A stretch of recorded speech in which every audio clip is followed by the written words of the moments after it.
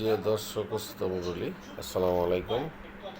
আমি আবার নতুন একটা এপিসোড নিয়ে আসলাম, যেটাকে বলা বলা হচ্ছে ইরান এবং আমেরিকার মধ্যে যুদ্ধ।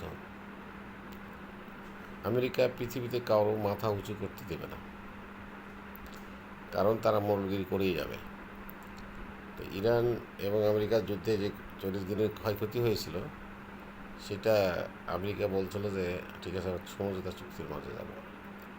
সেই সমঝোতা চুক্তির একটা বাহানা দিয়ে সময় ক্ষেপণ করলো, এবং এই কথাটা আমি আগেও বলছিলাম যে এরা চুক্তি কিছু নয়, এরা সম্পূর্ণভাবে সে তার সেনাবাহিনীকে ঢেলে সাজাচ্ছে।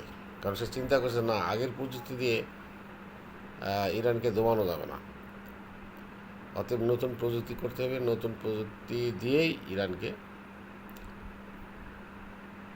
ধ্বংস করতে হবে। কিন্তু এই নতুন প্রযুক্তি করতে গিয়ে এবং নতুন সৈনিক নিয়ে সাজাতে গিয়ে তারা সমরশক্তিকে আরও বাড়াচ্ছে, বৃদ্ধি করতেছে। এই তালবাহানা করলো যে চুক্তির এই কয়েকদিন, কারণ তারা না মাথা নত করার লোক নয়, তারা মাথা কারো কাছে নত করে নত করলেই তাদের আমেরিকার জন্য চরম বদনাম।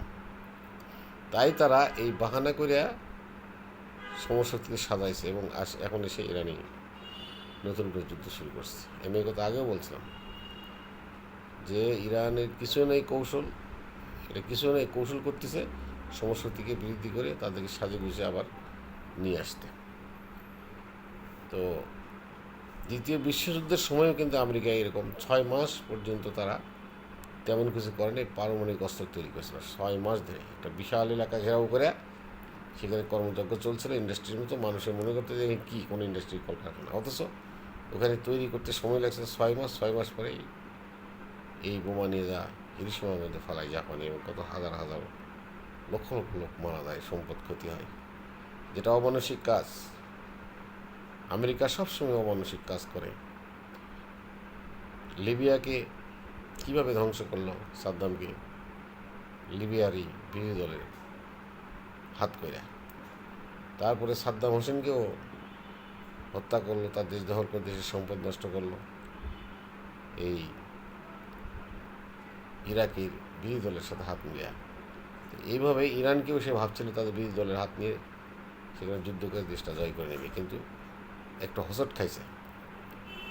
এই হোঁচট খাওয়ার পরে ইরানকে প্রলোভন দেখাইছে যে হ্যাঁ, শুধু তোমার এটা ফিরিয়ে দেওয়া সেটা ফিরিয়ে দেওয়া হবে, উন্মুক্ত করা হবে তোমার জন্য ইরান, পৃথিবী। কিন্তু ওইদিকে ভিতরে ভিতরে তারা যুদ্ধের জন্য প্রস্তুতি নিয়ে এই 1-2 মাসে মনে করেন সব শক্তি নিয়ে ঠিক করে আসতেছে। তো আমার মনে হয় যে ইরান পারবে বলে 80% আমার বিশ্বাস নেই। তবে যেখানে রাশিয়া আছে এবং চায়না আছে, এই জন্য হয়তো, এবং বহির্বিশ্বের অনেক দেশ, ন্যাটো, তারা এই জিনিসটা পছন্দ করতেছে না, হয়তো বা ইরান আমেরিকার সাথে যোগ দিচ্ছে না।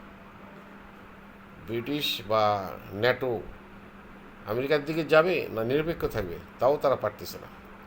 কিন্তু রাশিয়া হয়তো সম্ভবত, বা এই উত্তর কোরিয়া যদি সৈনিক পাঠায় দিতেও পারে, কারণ বিশ্বের বৈশ্বিক পরিবর্তন এটা আসতে পারে। ডলারকে তারা পৃথিবীর থেকে বিদায়ের চেষ্টা করতেছে। তবে চায়না, হ্যাঁ, হেল্প করবে, তারা তো খুব চালাক লোক, মাটির নিচ দিয়ে চলে।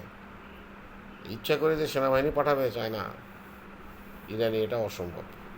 হয়তো তলে তলে তারা অস্ত্রশস্ত্রে সাহায্য করবে, এবং আবার ইরানকে যদি সাহায্য রাশিয়া ইরান না করে, এই চায়না না করে, তাহলে কিন্তু এটা হারিয়ে গেলে এদের জন্য আবার পৃথিবীতে ব্যবসা বাণিজ্য, অন্যান্য সুবিধা অর্জন করতে পারবে না। সেই ক্ষেত্রে হয়তো বা চায়না আরও শক্তভাবে, কঠোরভাবে আমেরিকার বিরুদ্ধে কাজ করতে পারে। তো যাই হোক ভাই, আপনারা সবাই আমরা দোয়া করি, মুসলমান ভাই পৃথিবীতে যারা আছি, যাতে আমরা মুসলমান হেরে না যাই।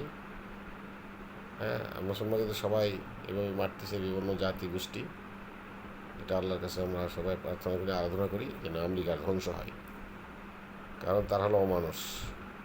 ভেনেজুয়েলার থেকে তার পেশেন্টকে ধরে নিয়ে গেছে, তারা কি মানুষ বলে? তাই তাদেরকে পেশেন্ট হতে পারে, ধরে নিয়ে যাবে কেন? কারোর স্বাধীনতাই সে দেবে না, কারণ নিজেরাই স্বাধীনতা নিয়ে থাকবে সারা পৃথিবীতে।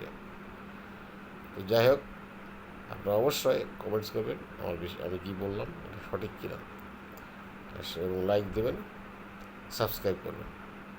আপনাদের সকলে মঙ্গল কামনা করি। খোদা হাফেজ।